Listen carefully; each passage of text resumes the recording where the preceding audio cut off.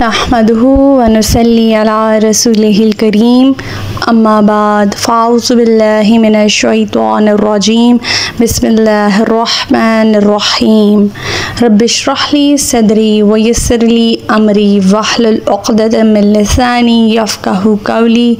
السلام علیکم ورحمۃ اللہ وبرکاتہ۔ صراط مستقیم میں آپ سب کو خوش آمدید۔ پچھلے سبق میں ہم نے پڑھا کہ اللہ تعالیٰ فرماتے ہیں کہ کفار مکہ سے پہلے بھی لوگ حق کی مخالفت پر چالیں چلتے رہتے تھے، پھر اللہ نے ان کے مکر کی عمارت کو بنیادوں سے اکھاڑ کر پھینکا اور اوپر سے چھت بھی ان پر گرا دی اور انہیں عذاب ایسی جگہ سے آیا جہاں سے ان کا وہم و گمان بھی نہ تھا۔ پھر قیامت کے دن اللہ انہیں رسوا کرے گا اور پوچھے گا کہ وہ میرے شریک کہاں ہیں جن کے بارے میں تم اہل حق سے جھگڑا کیا کرتے تھے اور جن لوگوں کو دنیا میں علم دیا گیا ہے۔ وہ کہیں گے آج کافروں کے لیے رسوائی اور بدبختی ہے۔ اور کافر جو اپنے آپ پر ظلم کر رہے ہوتے ہیں، جو فرشتے ان کی روح قبض کرنے آتے ہیں تو ہتھیار ڈال دیتے ہیں اور کہتے ہیں کہ ہم تو کوئی برے کام کرتے ہی نہ تھے۔ فرشتے کہیں گے کیوں نہیں کر رہے تھے؟ جو کچھ تم کر رہے ہو اللہ تعالیٰ یقیناً اسے جانتا ہے۔ فرمائیں گے کہ اب جہنم کے دروازوں میں داخل ہو جاؤ، تم ہمیشہ اس میں رہو گے، غرض تکبر کرنے والوں کا ٹھکانہ بہت برا ہے۔ اور یہی بات جب پرہیزگاروں سے پوچھی جاتی ہے کہ تمہارے پروردگار نے کیا نازل کیا تو وہ کہتے ہیں کہ بھلائی ہی بھلائی، ایسے لوگ جنہوں نے اچھے کام کیے اور ان کے لیے اس دنیا میں بھی بھلائی ہے اور آخرت کا گھر تو بہت ہی بہتر ہے، اور پرہیزگاروں کے لیے کیا ہی اچھا گھر ہے۔ ہمارا آج کا سبق آیت نمبر 31 سے لے کر آیت نمبر 35 تک ہے، تو آج کا سبق شروع کرتے ہیں۔ بسم اللہ الرحمن الرحیم۔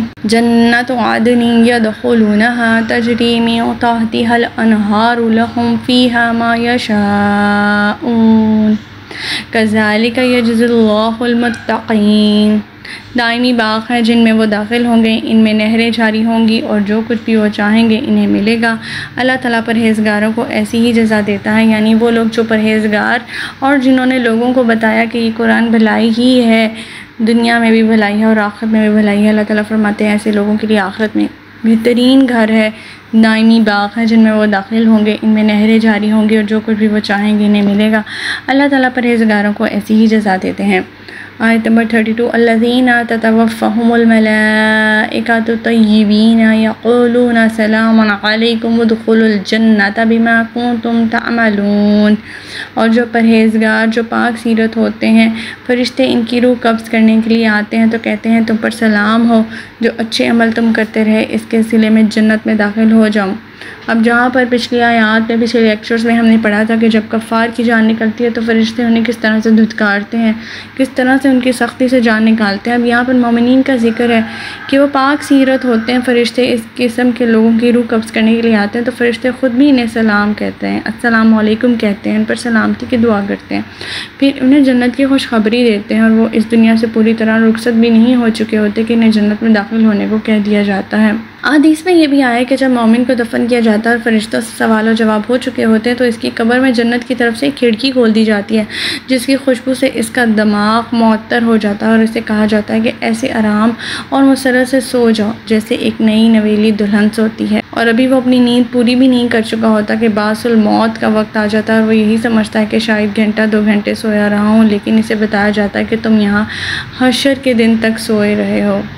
اور کافر کو جب قبر یعنی عالم برزخ میں داخل کیا جاتا ہے تو اسے طرح طرح کے عذاب دیے جاتے ہیں، مگر وہ عذاب آخرت کے حساب کے مقابلے میں اتنے ہلکے ہوتے ہیں کہ جب انہیں قبر سے اٹھایا جائے گا تو وہ اپنے سامنے میدان محشر کے دہشت ناک مناظر دیکھیں گے تو کہیں گے ہائے افسوس، ہمیں ہماری خوابگاہوں سے کس نے اٹھا دیا، یہ وہی چیز ہے جس کا اللہ نے وعدہ کیا تھا اور رسول ٹھیک ہی کہتے تھے، مگر ان کا یہ ماننا بہت دیر ہو جاتی ہے ان کے مانتے مانتے، اور اب اس ماننے کا، اب اس ایمان لانے کا کوئی فائدہ انہیں حاصل نہیں ہو سکتا۔ آیت نمبر 33۔ هل ينظرون إلا أن تأتيهم الملائكة أو يأتي أمر ربك كذلك فعل الذين من قبلهم وما ظلمهم الله ولكن كانوا أنفسهم يظلمون۔ کیا اب یہ لوگ اسی بات کا انتظار کریں کہ ان کے پاس فرشتے آئیں یا تیرے پروردگار کا حکم یا عذاب آ جائے؟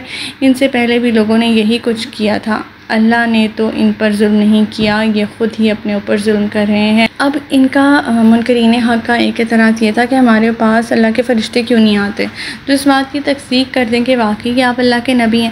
اللہ تعالیٰ نے اس اعتراض کا جواب یہ دیا کہ فرشتے ان کے پاس آتے بھی ہیں، لیکن اس کی دو ہی صورتیں ہیں، ایک ان کی روح قبض کرنے کے لیے، دوسرا ان پر عذاب الہی مسلط کرنے کے لیے۔ اور یہ اعتراض صرف یہی کفار مکہ نہیں کرتے رہے، اللہ تعالیٰ فرماتے ہیں کہ ان سے پہلے بھی منکرین حق ایسے ہی اعتراض کرتے رہے، ایسے ہی اپنے انبیاء کی تکذیب کرتے رہے، ایسے ہی ان کا مذاق اڑاتے رہے، بالآخر انہیں اپنی کرتوتوں کے پاداش میں فرشتوں سے دوچار ہونا ہی پڑا، جو ان پر اللہ کا عذاب مسلط کرنے آئے تھے۔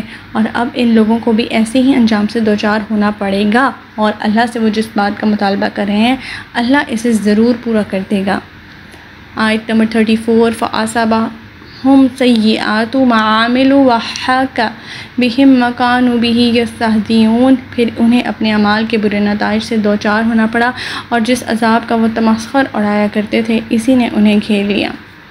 آیت نمبر 35 وَقَالَ الَّذِينَ أَشْرَكُوا لَوْ شَاءَ اللَّهُ مَا عَبَدْنَا مِن دُونِهِ مِن شَيْءٍ نَحْنُ وَلَا آبَاؤُنَا وَلَا حَرَّمْنَا مِن دُونِهِ مِن شَيْءٍ كَذَلِكَ فَعَلَ الَّذِينَ مِن قَبْلِهِمْ فَهَلْ عَلَى الرُّسُلِ إِلَّا الْبَلَاغُ الْمُبِينُ۔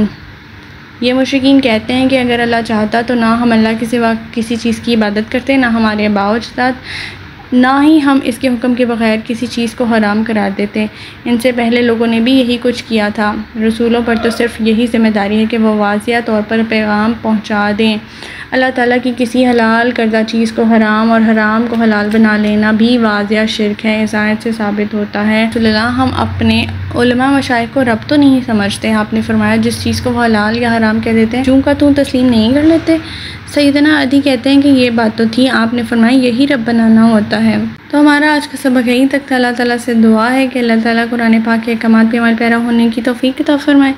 اللہ پاک ہمیں ہدایت دے کہ جس کے بعد گمراہی نہ ہو۔ ربنا لا تزغ قلوبنا بعد إذ هديتنا وهب لنا من لدنك رحمة إنك أنت الوهاب سبحانك اللهم وبحمدك أشهد أن لا إله إلا أنت أستغفرك وأتوب إليك۔ السلام علیکم ورحمۃ اللہ وبرکاتہ۔